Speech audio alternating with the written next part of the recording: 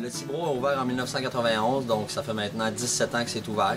La mission du centre, c'est de recueillir tous les oiseaux qui sont blessés, malades dans la région, même les mammifères. Donc on va prendre tous ces individus-là, on va les soigner et ensuite de ça, on va les remettre en nature.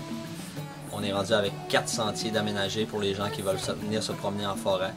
Donc le sentier des volières, dans lequel vous allez pouvoir observer les oiseaux de proie qu'on retrouve au Québec.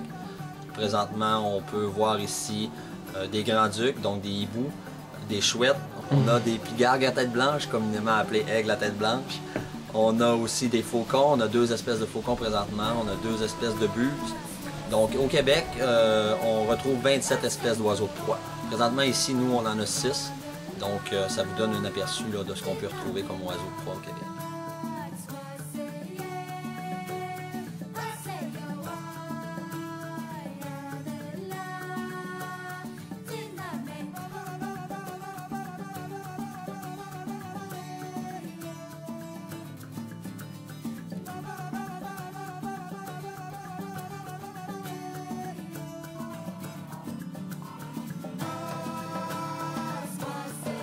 On peut aussi observer ici, lorsque vous venez au Cibreau, on a Canards Illimité Canada qui a aménagé en 1998 un marais d'eau douce pour la sauvagine.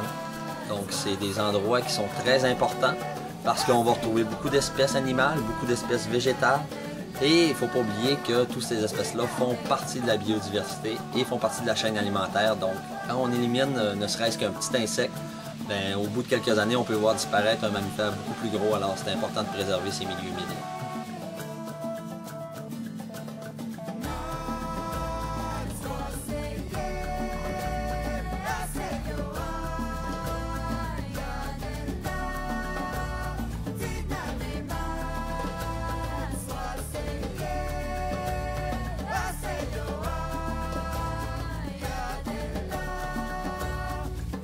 On a aussi une exposition permanente à l'intérieur qui va vous donner des explications sur les battures, sur les espèces d'oiseaux qu'on y retrouve.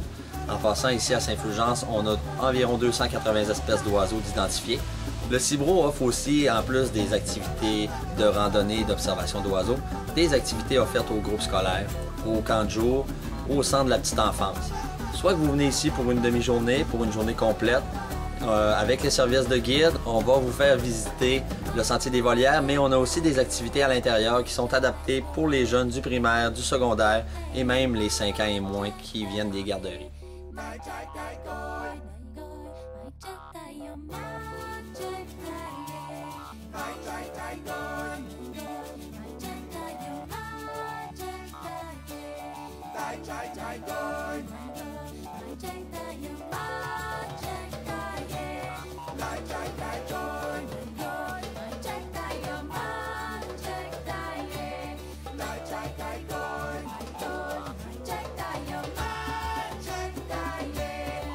Seul refuge faunique de conservation dans toute la région du Saguenay-Lac-Saint-Jean.